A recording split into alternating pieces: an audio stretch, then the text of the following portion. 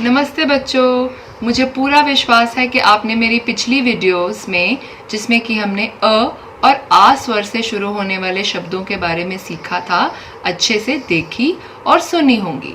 तो आज आपकी हरलीन मैम इस वीडियो में आपको अपने तीसरे स्वर के बारे में बताएंगी।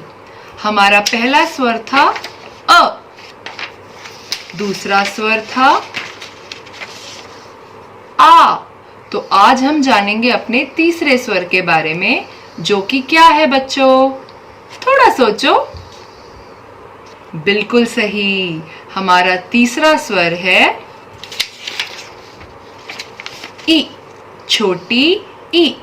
तो आओ जाने छोटी ई से शुरू होने वाले कुछ शब्द।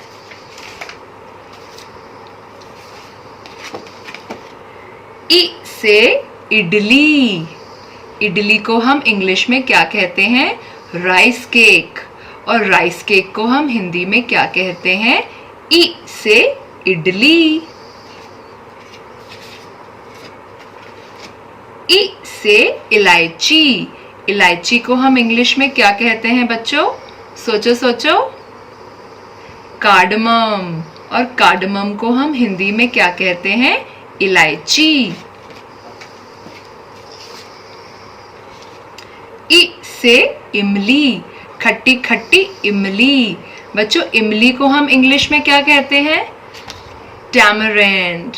और टैमरेंड को हम हिंदी में क्या कहते हैं? इमली। ई से इमारत। इमारत को हम इंग्लिश में क्या कहते हैं? बिल्डिंग। और बिल्डिंग को हम हिंदी में क्या कहते हैं? इमारत।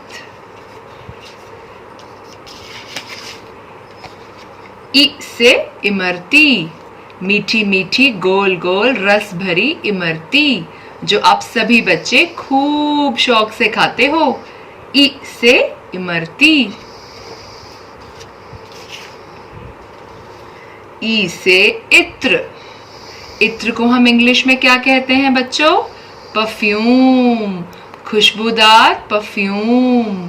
और परफ्यूम को हम हिंदी में क्या कहते हैं? ई से इत्र। तो बच्चों, ये थे हमारे छोटी ई से शुरू होने वाले कुछ शब्द। तो आओ सुने हमारी छोटी ई की कहानी। ई एक बहुत बड़ी इमारत में रहती थी। एक दिन ई का इमरती खाने का बहुत मन हुआ, तो ई ने इत्र लगाकर और अपने मुंह में इलायची डालकर सोचा कि मैं दुकान की तरफ चलूं। जब ई दुकान पर पहुंची तो वहां पर उसने देखा कि दुकान पर ई से इडली भी थी। तो ई ने इडली,